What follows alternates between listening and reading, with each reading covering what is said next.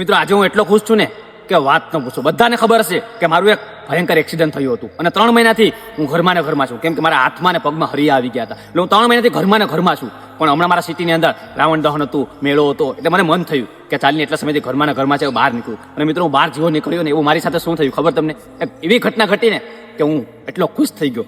મારી સાથે એક નાના નાના બાળકો, ઘણા બધા સંખ્યામાં બાળકો, મોટા છોકરાઓ, બહેનો, બધાએ ફોટા પડાવ્યા. અને બહેનોએ મને શું કીધું ખબર?